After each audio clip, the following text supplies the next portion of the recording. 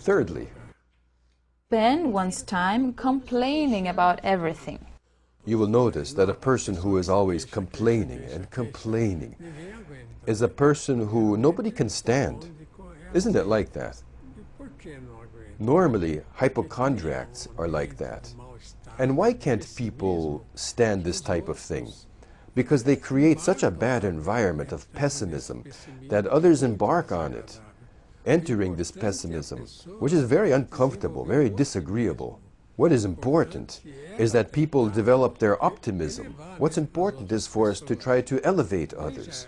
Fourthly, Women who conquer the world through the use of their bodies. you will notice that this is the present tendency. A woman has a wonderful body, and due to this, gains glories in life. It's useless, because it lasts for a very short time. We know that models, no matter how good a model they are, have very short careers. And it's a way for a person to stay in a very superfluous way of life, which has nothing necessary to live. Let's see in fifth place. A man dominates the world with money. This issue of money is a very dire issue, because money is to be used. And if there exist people who are super millionaires and people who fight to become millionaires, this is a sign of sickness. These are people who generate a lot of discomfort in humanity. In sixth place, Human being thinks that ethics is a wrench in his life. The general idea that humanity has is that it's much better to be dishonest. this issue of ethics isn't seen as being fundamental. Living according to ethics provides the individual with psychological health so that the individual can live well based on his own consciousness, and that by having a healthy life, he will have an economically healthy life too. And nowadays, Dr. Keppe, for life to survive on the planet, there is no other way. A person who thinks that ethics is something optional, relative, will now have to see that it is an obligation and indispensable. And so then, let's take a look at the diagram. The existence of corruption in our being proves that our existence is eternal, omnipresent, and unchangeable. I wrote this because, as I have already mentioned on the program, we are not in a material, sensorial world. Well, we are also in this world, but we are a lot more in the transcendental.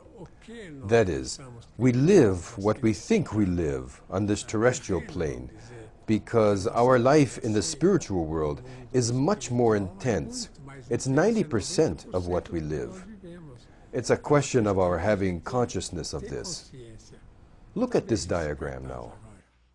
Arthur Schopenhauer. What did he show us? He showed us that society lives in an inverted way.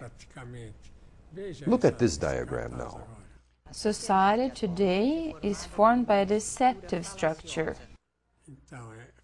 Deceit, meaning an attitude of deceiving, which is what the human being seeks.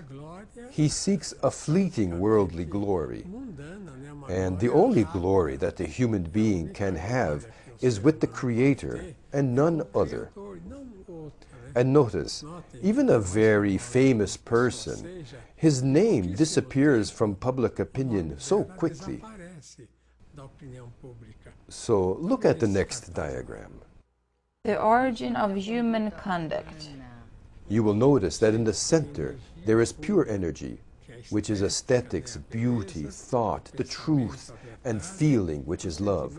This is the essential part of the human being.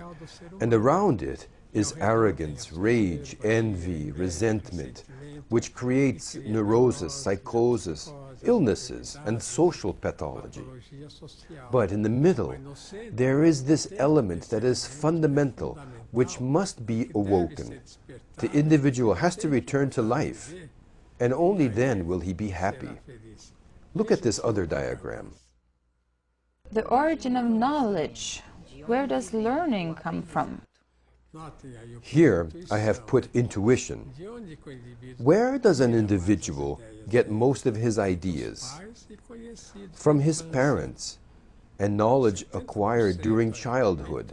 70%, look. Everything comes from the family, from parents and what they think, and 20% from teachers at school, and 10% from books they read, television, etc. So learning practically comes from the family, from parents. So those of you who are interested in finding out more about the science of psychosocial pathology can access our site at www.stop.org.br. And there you will have access to our literature, videos and DVDs and CDs.